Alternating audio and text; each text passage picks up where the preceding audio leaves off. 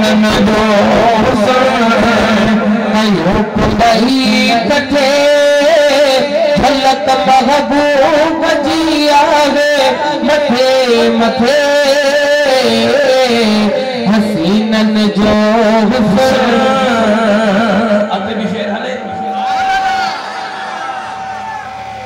ॾिठो जन हज़रत यूसुफ कटियो पंहिंजूं आङिरियूं अकुल सभु विञाए वेठा सटियूं पंहिंजूं आङिरियूं इहो त यूसुफ ई हुस्न हो आङिरियूं वठिजी वियूं पतो न पियो आहे पर जॾहिं मुस्तफ़ा जो वतो हा वारो चेहरो ॾिठो वियो आशिक़नि जो गर्दनूं कटिजी वियूं पतो न ॾाढा कड़ करे सुभाणे अल्लाह जाओ ॾिठो जन हज़रत यूसुफ कटियूं पंहिंजूं आङिरियूं अकुल सभु विञाए वेठा सटियूं पंहिंजूं आङिरियूं है आशिक़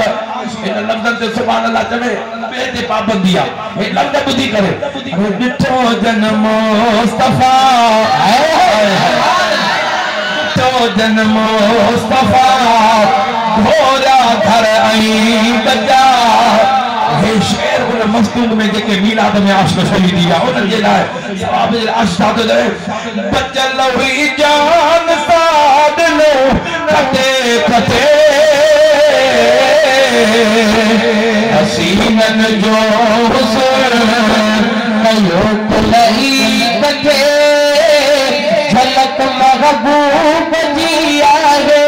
मथे मथे हसीनन जो हुस्न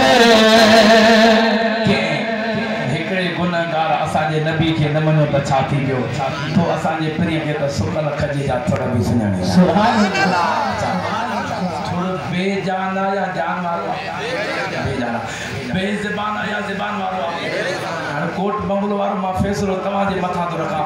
प्रिय जो ज़िक्र अचे त बेज़बान बि ॻाल्हाए बेजान बि ॻाल्हाए तव्हां असांखे जान बि मुस्तफ़ा जे करे ज़बान बि मुस्तफ़ा जे करे हाणे तव्हां ॻाल्हायो या न ॻाल्हायो अव्हांजी क़िस्मत जो सौदा मां शेर थो पढ़ां अव्हांजे मथां फैसलो आहे छा थो आशिक़ चवे ॾिसो थुड़ खजीअ जो कीअं दाऊं करे पियो अरे आका जे अॻियां सदका भरे मुलाज़िम हथ मथे करे सुभाणे अल्लाह जो उनजे हथ खे सलामत रखिजो आवाज़ बुलंद करे उनजी आवाज़ खे गुलाम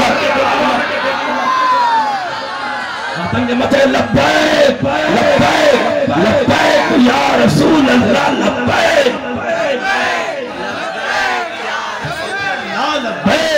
लब्बैक लब्बैक या रसूल अल्लाह लब्बैक लब्बैक लब्बैक या